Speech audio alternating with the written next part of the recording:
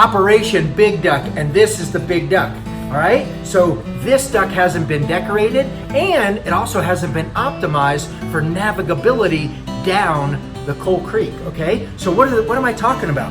Well, the Big Duck is going to go in the water. Now, all the ducks that we dump out of the backhoe, they are small and they have a weight on the bottom right here. This duck floats, right? There's a plug right here.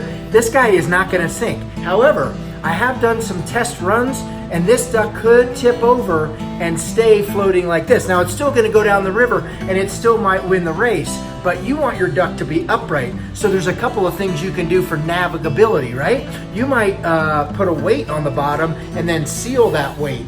You know what? It could be right here. You could drill a hole in the duck, and you could fill it maybe with some sand, and then put some kind of goo in there that hardens, and then you'll have like a hardened pancake on the bottom of your duck. You don't want the sand just to be sloshing around in there, because if your duck tips over, probably not going to come back up, right? So you could put a keel like the bottom of a sailboat right here that may be heavy, that keeps it going, right? You might put 2 keels. You think of Hawaii Five-0 stabilization. You know those guys out there? You could put a pontoon out here, so your duck has got stabilization with one pontoon. Or think of a trimaran sailboat. You could put a pontoon over here and a pontoon over here, and so your duck is never gonna fall. You know what else you could do? You could put your duck into a little rowboat that you make, or a canoe, some kind of vessel that your duck is sitting up high on, right? But of course you don't want it up too high, because if it tips over, the whole thing is going to tip over. So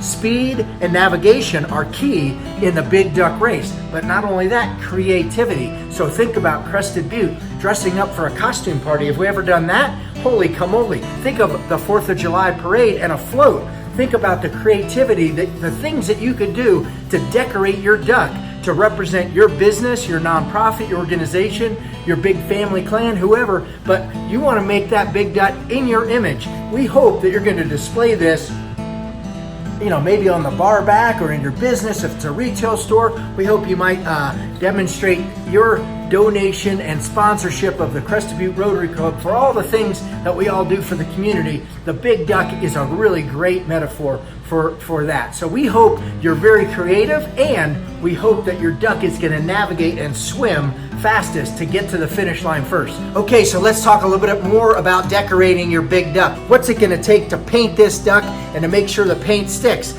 And they suggested Ultra Cover Flat White Primer, gray primer, or black primer. You could get some primer like this and paint your duck, right? And then you're going to use any kind of colors that you want on top of your duck to paint it in your likeness. I can just think of some of the businesses in Crested Butte and the colors that they're going to paint their ducks, and how they might apply their logo, or they might have a flag coming out of here with a banner, you know, that you can see the logo of the business, or they might have some big, you know, streamers or whatever. But the paint is important because you want to decorate the duck.